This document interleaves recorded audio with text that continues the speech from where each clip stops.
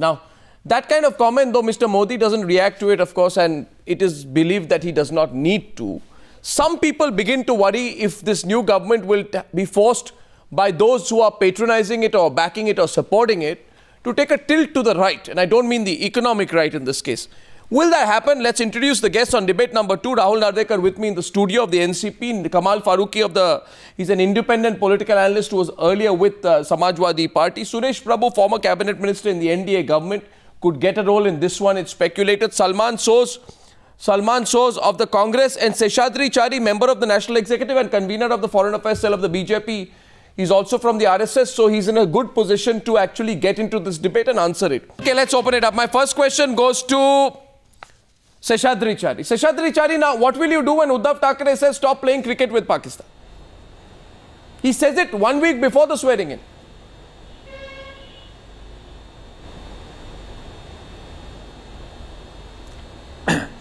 We will talk to Uddhav Thackeray. We have not said we will not talk to Uddhav Thackeray. We have said we will not talk to Pakistan. But what is your stand on what Mr. Uddhav Thackeray has said? What is the Bharatiya Janata Party stand?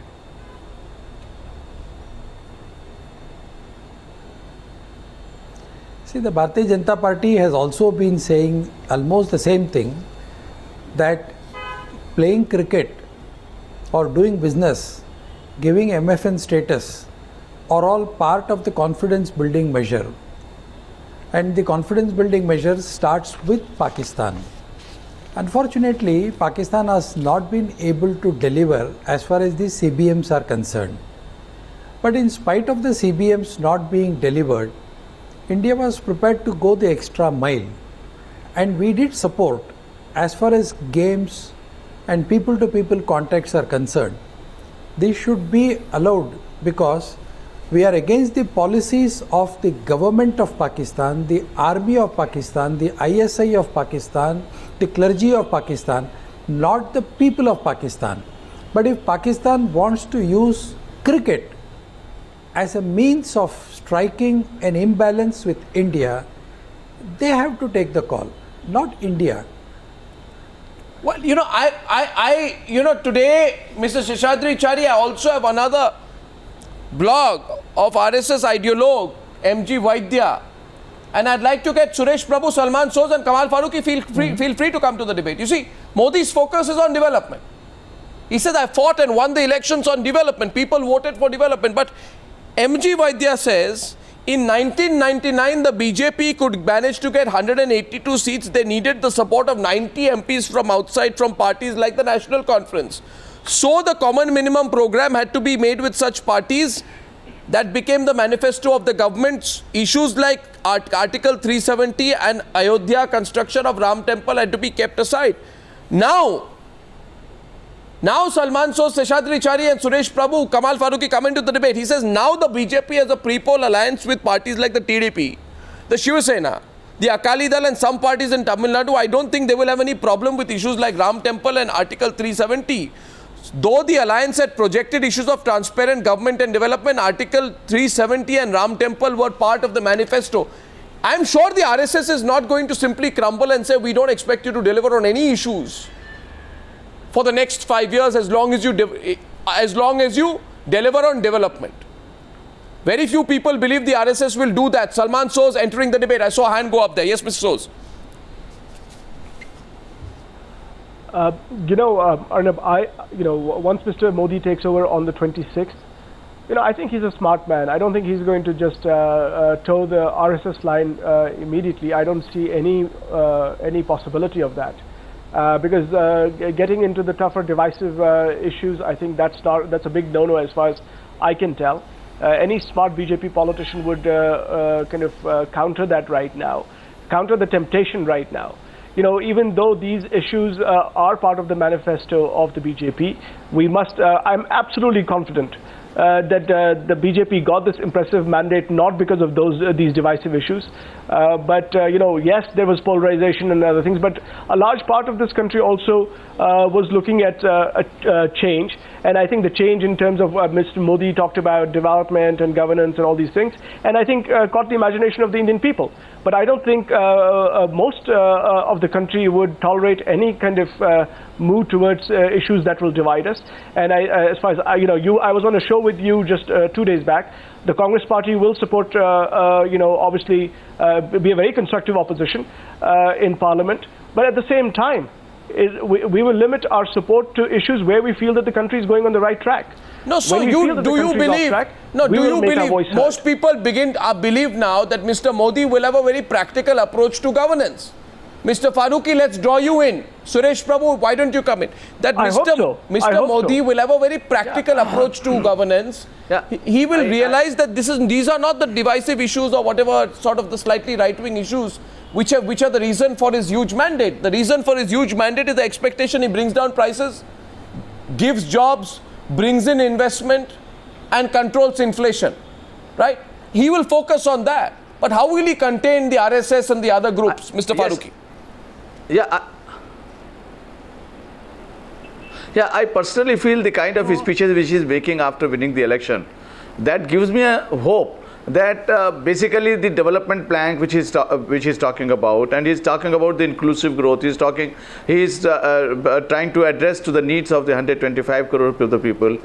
If he does this, which I personally feel that he should do it because he has got no other way out. If he goes into what actually Thackeray and other people are talking about, then the whole is the plan will go haywire, because the moment he gets into all those issues which are contentious, like the Babri Masjid issue, that is in the Supreme Court. Let the court decide, and it will be taken up later on. All 370, you cannot touch 370 because 370 is not for Kashmir alone; it is for the others. So what I am trying to tell you, he has got a mandate to work for the development, to bring out the black money, to put the whole country into the right track. If he does it, he will get the support from everybody. So all the other issues, if he does it, God forbid. No, the other issues, for example, they therefore will not need to be looked at. You are saying they will not need to be looked at. What if some people were to tell him that, Mr. Modi, the Uniform Civil Code idea is not unconstitutional? It is one of the directive principles in the Constitution under Article 44, and it has also been upheld by the Supreme Court.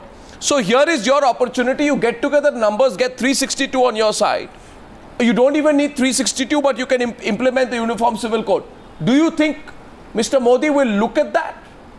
Or do you think Mr. Modi will say that's not important for the country right now? No, he will not look that. He won't look there, you're saying. Okay. Why, Arnab, he will not take that? He won't. Why? I am telling you why. Because he is talking about 125 crore. And when he is talking about 125 crores, he cannot ignore the large chunk of the minorities. Mr. Modi may not want to do it. The moment he does, of course, directive principle is there. But already Mr. Modi himself may not want to do it. But then he is with allies who have been speaking that language.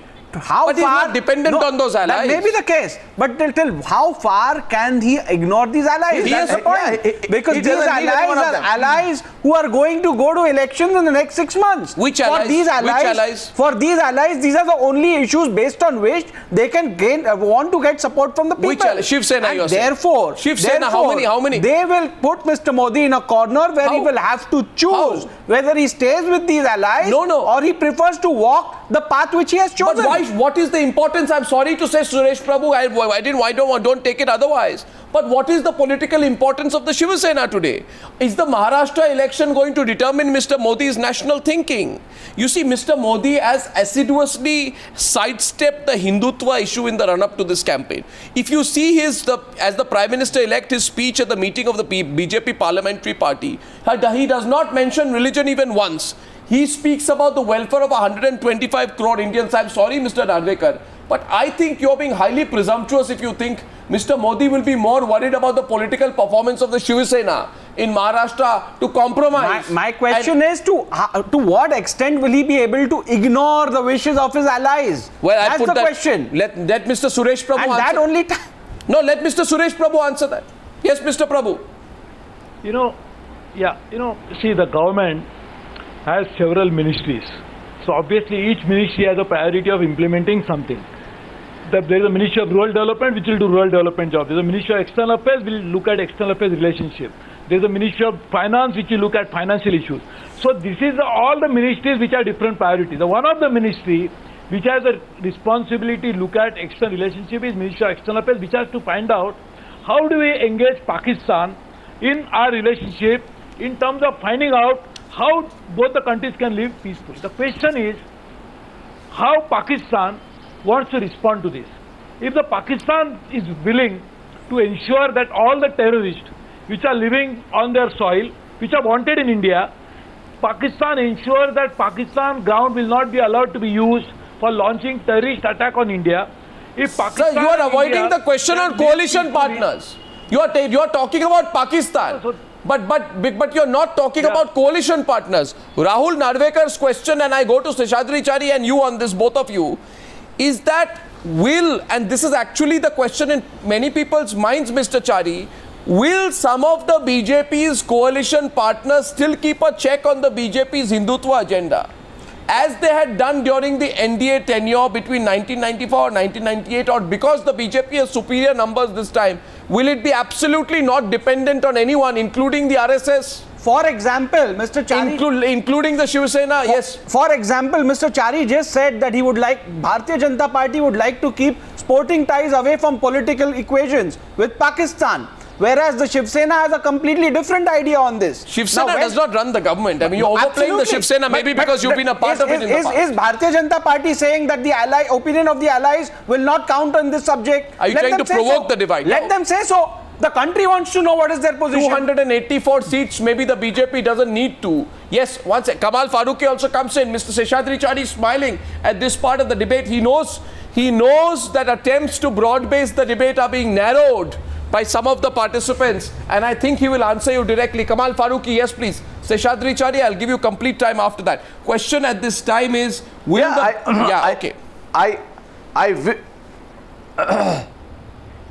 I wish and hope Mr. Modi, who has been talking about 125 crores, he will take the country along with him, and he will not get bogged down into all those issues which ultimately will keep him out of the right track which he has chosen for himself. If he does this under the pressure from A, B or C, or is the parent organization, I think then the whole process will go haywire. The country is looking... You please understand that the country has voted against the corruption, against the anger, against all those kind of things. They do not want the divisive politics to be involved in it. If he does it, he would be in a difficult situation. But won't the RSS say? Keeps his promise, I'm pretty sure he will get the... won't the RSS say, okay, Salman Soz, I see your hand go up. I don't think even he will listen to RSS to that extent. You don't think he'll listen to the RSS? Won't the RSS say, what about core issues? What about our core issues? About that. Sir, I'll tell you why. Even in the past, you see, Mr. Joshi, he was an RSS man. Mr. Modi he did not attend even the working committee meeting of the in the Maharashtra. He had his ways out, because I am pretty sure that he has got a mind how he has to run the country. If he gets under these kind of pressures, he will. No, your argument falls. Your argument falls perfectly in line with all those people who say Narendra Modi with 284 can get Jagan, everybody on his side, and therefore he will slowly begin to carve his niche and control both the party and be able to tell the RSS what its red lines are. But there is that fear among some people that despite the mandate, Nagpur... That is wishful thinking of large section of the society. Wishful thinking. Okay, Salman Soz and Seshadri Chari, I just want you to hear everyone and then I'm coming back to you. Yes, Mr. Soz. Yes, Mr. Soz. There are two things. I think one, we've heard many stories from Gujarat about how Mr. Modi effectively kind of got rid of the RSS pressure in Gujarat and was able to kind of do his own thing in Gujarat. I don't know if that can work at the national level, but there's the second aspect, and I think Mr. Modi, he does believe in free markets and other things, this self-interest. And I think if he believes in self-interest, he will not go for contentious issues because those things could derail his interests. I think his interest would be in trying to consolidate, and I don't think starting with contentious issues is the right way to go. And I can tell you that this country is not going to stand for anything but trying to figure out how we can start improving the economic well-being of this country. We are on the road to recovery, but he has to consolidate. He has to focus on inflation. He has to focus on job creation. But then you too. No, but then you have a responsibility at your end as well, Salman Soz.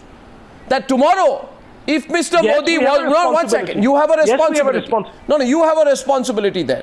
Because, for example, let me pick up the issue of an anti-terror mechanism. I'm telling you and Kamal Farooqi that you remember Modi spoke about the need for a harsh anti-terror law in Delhi in June last year. And the BJP manifesto, for example, speaks about the revival of an anti-terror mechanism. So if the Modi government wants to reinstate something on the lines of POTA, right, then you too have a responsibility not to start saying, oh, that's extremely right-wing thing to do.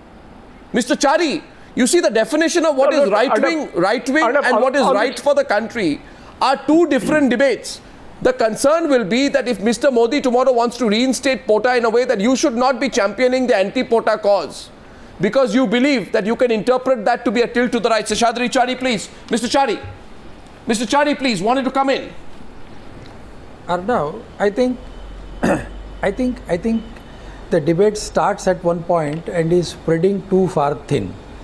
I think there are a number of issues that have been raised. Let me try to address one by one. I highly appreciate Mr. Salman Soz and Kamal Farooqi both. They have very rightly hit the nail on the head. There are contentious issues, no doubt about it. And there are issues which are very positive and which are the priority for Mr. Modi. And he has amply testified that he is going to attach importance to the priority list first. And the most important priority is price rise. The most important priority is to restore the confidence in government and also institutions. I think these are all issues where the Congress and all other political parties would agree. I also appreciate Salman Soz saying that the Congress will extend positive and good support to all the such initiatives. As far as development is concerned, all the political parties are with us. When it comes to issues, I must remind my good friend Mr. Narvekar, who was part of the Shiv Sena which he is talking about now. The recent victory of Shiv Sena and BJP in Maharashtra is not attributed to what Shiv Sena or MNS would otherwise go to the people with. It was on the development plank that both Shiv Sena this is and exactly BJP what I was talking about. There is a disconnect between the Bharatiya Janata Party and its allies. And that's the worrying factor for Mr. Modi. Because it is not only important what Mr. Modi does, it's also very important what it is perceived, what Mr. Modi would be doing. The perception is very important because the nation has casted complete confidence in the Bharatiya Janata Party and the NDA, and therefore it is very necessary and it is paramount for Mr. Modi to ensure that he wins the confidence of the people and does not shake his head to comments made by his alliance partners. For example, what do you want him to do in the context of Uddhav Thackeray's comment? You expect Narendra Modi. You expect Narendra Modi to come and say, respond to Mr. Uddhav Thackeray.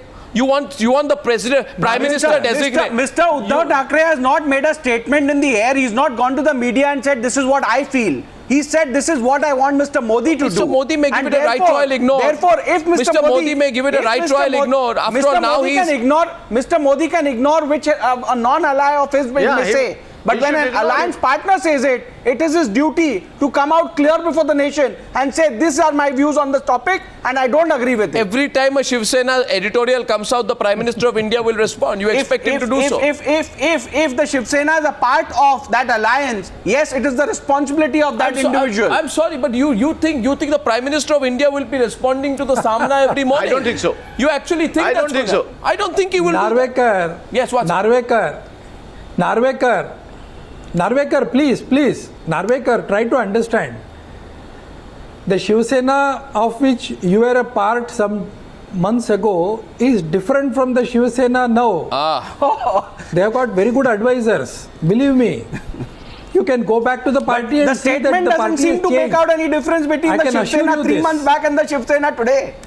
The statements made today don't make out any difference, Mr. Chari. You still have friends in Shiv Sena, try and talk to them. I agree with you. No, Narvekar, it is not like that.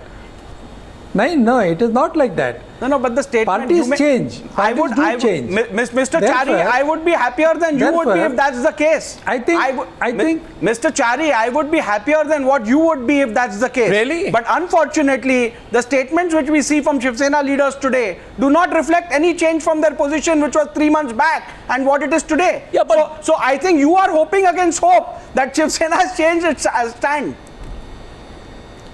No, Narvekar. Try to understand the situation. Even when you were in Shiv Sena, you used to make statements, one for the set of statements for the public and one set for the political discussions. Therefore, Political no party, discussions we don't were in expect public any domain, party Mr. to Chari. They change couldn't be the done on stand different We are counts. getting enlightened. Number one. Mr. Chari, Number one. political Number two. statements were in Number public two. domain. Shadri Number bhai, we two, are getting agree. enlightened. Yeah, we are getting enlightened here today, Mr. Farooqi. I'm enjoying this. Continue, please continue. I want all the inner strategies of these parties to come into the public domain. I'm thoroughly enjoying this. Come on, It will all come open out. all your cupboards. Finally, you will agree. Finally, you will understand. Finally, you will see. No, you see, I'll tell that you. all the political parties See, the are point we are on trying one to page. make here, One the second. point we are trying to What- make here is that Mr. Narendra I'm Modi not may be trying to having the say- best of intentions and we do not doubt his intentions. He's a leader who's got a superb mandate from the people of this country and I'm sure he'll do everything to deliver. You see, these But are two allies. But What's the up, Mr. problem Narvekar? lies when you don't react to statements made by your allies who are going to be a part of your government. They are not just people supporting you from outside. Right. They are people who are going to be a part of your government. Well, you know. Narvekar Saab, I can understand if somebody from Shiv Sena is getting worked up. I am sure Mr. Suresh Prabhu is not talking. It is Narvekar who is talking But about why should Shiv people Sena. from the Sena get worked up? Well, Mr. Suresh Prabhu is quiet. Because Mr. Suresh Prabhu doesn't Because want to I- get drawn into this debate. Because Yes, I know Mr. Suresh Prabhu. Because I know Mr. Suresh Prabhu. Sir, because I know Mr. Suresh Prabhu. I know Mr. Suresh Prabhu. He's a hardcore professional. He knows where the country should lead. He's a very high class professional. I respect him a lot. He belongs to the same fraternity. I know that country does not need these kind of things which Mr. Thackeray is talking. You see. He may be talking You for his see, own constituency. Mr. Farooqi. But I'm pretty sure that he doesn't mean it. Mr. Farooqi, you see, And- the slogan is India first. No, one second. The slogan of the let me tell you, BJP. let me assure Mr. Narvekar also that we will talk to all our friends, we will talk to each and every political party on all the issues, contentious or otherwise. Therefore, they are free to make, it is a democracy. No, so- NCP is also free to make statements tomorrow. Not agreeing with something disagreeing with something. No, one minute. We will come and talk to you also. Mr. Chari, you see the slogan, and I want to get Suresh Prabhu into this. I'm coming to Salman Sood. See, Suresh Prabhu, what was the BJP slogan? What was Modi's slogan? It was India first. Now, Mr. Modi also said, and he said in an interview to me also, that the dialogue and the discourse before elections is different from the dialogue and discourse after the elections.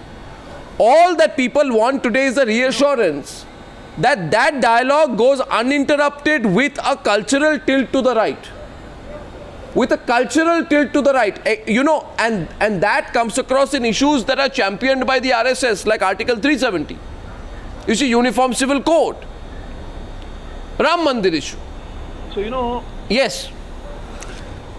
Arnav, Mr. Prabhu, please. Mr. Article Prabhu. 370 and Ram Mandir are cultural tilt. They are not cultural tilt. Arnav, they are not culturally right tilt. They are part and parcel of the constitution. No. See, that's where now And we we are are getting only into the saying gray. what the Supreme No, Court that's has where they said. are getting into the grey area. One second. Yes, please.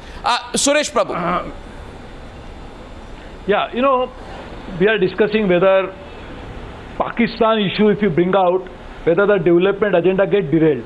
Not These are Pakistan. two separate things. Absolutely. The development, so that's what, the Pakistan issue, if it is raised, does not mean the development issue takes a back seat. Absolutely The not. development It won't. issue is one of the most fundamental preoccupation of the election campaign, which Mr. Modi has talked about, even all the India partners have talked about, Uddhav Thackeray has talked about. So what is now construed as, if you talk about the issue, that depends upon what context you are talking. I have not heard his statement, so I have not seen Mr. Uddhav Thackeray's statement. But in context, what you probably would have been saying, that if you want talk with Pakistan, then do Pakistan talk only in a way that Pakistan responds to our concerns. So what is important is, the development issue, if we talk about, and Pakistan issue talk about, does not mean that development issue get derailed. Development is very important issue. This is a preoccupation of the entire election campaign of Mr. Modi and his associates. So I think development is irrespective of our relationship with Pakistan has to happen. No, Pakistan, That does you're not overplaying necessarily mean- Pakistan. You're overplaying Pakistan. The question is not so much Pakistan, but for example, Uniform Civil Code or Article 370. See, that is another issue. Now that is the See, main there- issue. Arnab, That's there it. are so Pakistan, many- I don't think there's any debate on the see, fact that you need to stop treating Pakistan with kid gloves. there are number of issues. There are number of issues that have to be dealt with. The question is of sequencing. The question is of what comes Sequencing. first. Do you mean that many of the issues that really should occupy the attention of the government, the most important issue is the development of the country. So if you want the development of the country, you create infrastructure, you address social issues, you take care of education, all the issues are very important. So what I'm saying is the sequence of this is very important. Okay. And therefore what is important is how do you bring One rebut the development from Salman to the fore Soz. and make sure that the development happens. One rebut from Salman Soz, then a break. If sequencing is indeed the mantra, then given that in the party manifesto for the BJP, all of these kinds of issues which are contentious were actually towards the end of the manifesto, then maybe those can wait till we deal with the more urgent problems that the country faces right now. True. Otherwise, I think the whole election campaign was a sham. I don't think Mr. Modi should go that way. I think the party should resist any pressure for that. I know that RSS and BJP are having lots of meetings as the government formation is taking place. We are still working in good faith. We hope that these are just not anything about government formation. At the same time, we stand ready for constructive opposition. But let me caution the BJP, Mr. Modi especially, that if we get into contentious issues from the beginning, then the Congress party will raise its voice against such Right. issues. We're going into a break. As of now, it appears the BJP agrees, Salman Soz, with the perspective that these are not issues which need immediate concern.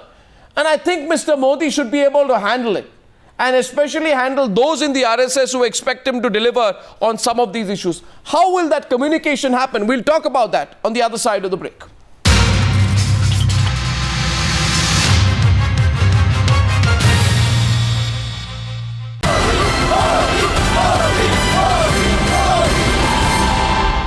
You see, the argument Mr. Rahul Narvekar, who you were having that power with, he's presenting to you today, is that Modi can try and sidestep the whole Hindutva, contentious, divisive politics issues because he's got the development man image.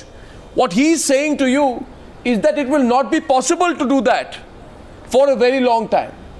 If not by Mr. Modi, it will not be possible for the BJP. Rahul Narvekar, you would like to sort of point that out. The point we are trying to put across is we don't doubt the intentions of Mr. Modi. Yes. Mr. Modi may have all the right intentions to have a development agenda. Rightly so, and he's been voted in for that. But then, to how long and to what extent will he be able to keep the ideology of the allies? How long will he be able to ignore that? It's We not do his understand- concern. That's not. What if he says it's not my concern? What Shiv Sena does in Maharashtra is not my concern. Let them do what they want. That's exactly what the nation expects from the Bharatiya Janata Party and the Prime Minister, the proposed Prime Minister. What they're saying is, it's not only, like I said earlier, it's not only important what Mr. Modi does. It's even more important what is perceived of what Mr. Modi or the BJP would be doing. because the kind of confidence the kind of trust that the people of this country has infused in Mr. Modi and the Bharatiya Janata Party, I think they owe it to the people that they have a clear strategy and they play it open before the people at large. This is an open attempt by you and parties like yours. Some will say Kamal Farooqi and Salman Soos, correct me if I'm wrong, to change again the debate. You don't want a development debate. You want to engage, for example, the Shiv Sena right, Mr. Farooqi? That's it. You want to engage the Shiv Sena in a typical Hindutva versus non-Hindutva debate. You want to engage the Shiv Sena in Article 370 debate. You want to engage the Shiv Sena in should we play cricket with Pakistan kind of debate. I have not even taken the name of Shiv Sena. I'm talking about the allies at large. Which ally? Which ally? You're talking about the NCP. And time shall prove it. Allies at large. Time shall prove it. What ally? You're going to be an ally very soon of the BJP, I hear. Oh, is that so? Is that so? I learned that from you then. No, watch it. Because I have not heard anything of this. Kamal Farooqi, who's twisting the debate? No, but Arnab, I am a positive thinker and I will give Mr. Modi the full mark as long as he does what actually he is saying. Whatever intentions, I do not know. Only Almighty knows what will be the intention of the person.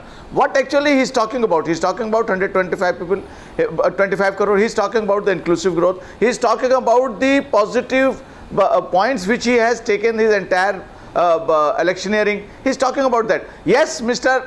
Thackeray and people like him will keep on raising all those issues. But as a good administrator and a good leader, he should not agree with them as he has done in the past also. You're saying he should not agree. Some are saying he should avoid. Having a from the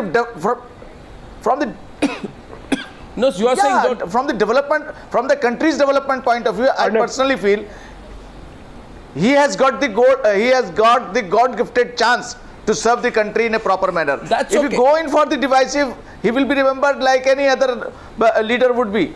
Well, he will not be remembered as hero of the country. Will he be able to avoid this debate? That's all. Will he be able to avoid it in political season when there are state elections, etc.? Will he be able to avoid it? Not he. Will the BJP be able to avoid it?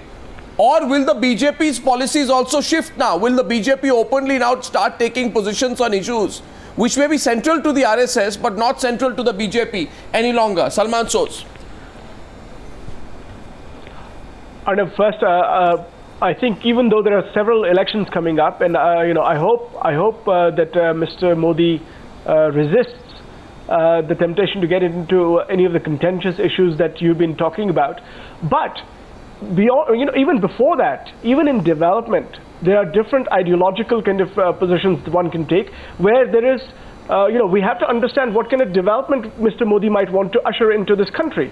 And even there, we have to be careful. It is not just social and cultural issues are contentious, it's also the kind of development that that Mr. Modi brings. Because, if it is the kind of development where you have trickle-down economics, you have growth, but really does not really benefit those people who are really being left behind, we have to be careful about that too. So Mr. Modi has his work cut out for him. I would urge him and the BJP and the NDA to focus on those issues, because that's where the debate is going to be. And that is what the people of this country want to see. They do not want to get into other side issues right now. We can have that debate on that too. But first, let's deal with more immediate issues. Yeah, but Mr. Chari, finally, you have been with the RSS, you are from the RSS and you are with the BJP. Will Nagpur realize this? And realize that there can be no expectation, that there can be, and I'm choosing my words carefully, that there can be no expectation that the Modi-led government will start fulfilling any of the RSS's core agenda. Will the RSS therefore back off? What do you think, sir? Will the RSS do that? Will it back off on all those issues? Arnav, I have written about this, and I have also said it, and I repeat. After the elections, the Sarakariva of the RSS, the General Secretary of the RSS, issued a statement that they expect Modi to develop and also to deliver the agenda with which he went to the people.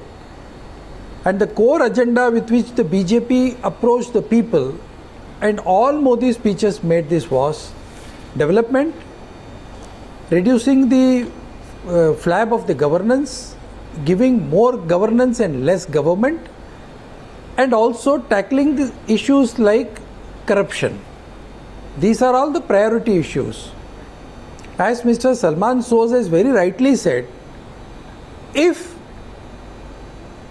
Modi decides to go somewhere else, if Modi decides to digress, it will not be his personal decision, it has to be the decision of the party and also the government. In which case, Mr. Salman Soz and his party and all other opposition parties, I am sure, will do their duty. Therefore, we are responsible not only to the people of this country, we are also responsible to the parliament. However small the opposition may be in numbers, don't forget that each and every one of them is important for us. Therefore, as Mr. Salman Soz very rightly said, even development, there could be different views on development, and I am sure Mr. Modi as Prime Minister will approach everyone on these issues. Well, therefore, the language... I think we should wait for Mr. Modi to start working. Well, we should wait for Mr. Modi to start working. Certainly. Look at what the government does. Certainly. And if the government does something wrong, certainly, I think the RSS will be the first organization to tell the government that this is not the mandate. Go and do the work that has been assigned to you. After all, so after all, the RSS realizes that it's not the RSS that won 284 seats. It's the BJP which has won 284 seats. And the language you speak today is a pragmatic, centrist and accommodative language, which therefore becomes a commitment that this government will speak a pragmatic, centrist and accommodative language. But we in the media, everyone is going to keep a close watch on that, because what you convert this mandate to is something that people RSS, will watch, Mr. Chari. Arnav, let me assure you. Yes. Arnav, let me assure you, as you very rightly said, I belong to the RSS. The RSS has always been speaking the right language, but those who did not want to listen to the RSS and they wanted to listen to their own voices have been hearing something wrong, something different. Now today when I am saying it, you believe. The RSS does not believe that the credit of winning 282 seats goes to the RSS. We never said that. You see, Mr. Chari, the statement of the General Secretary Mr. Chari, I'll just say one thing to you, and this is not between you and me. Let me tell you. No, this is not between you and me, but I'll just say one thing to you. The core agenda I'll only say one thing to you, Mr. Chari. One thing to you. Mr. Modi has spoken one language. I'll just give you one example. We'll wrap up and I can debate this extensively with you later. In April 2014, during the election, Uma Bharti said the Ram Mandir issue will be settled out of court if Narendra Modi came to power. That is not the accommodative, centrist and pragmatic line that you are taking. And Uma Bharti is also from the BJP. But of course, Uma Bharti is not the Prime Minister. Narendra Modi is. So eyes will be on Mr. Modi. That's why we continue the debate. After all, the promise was India first. Thank you very much for joining me on debate number 2 on the Newshour Tonight.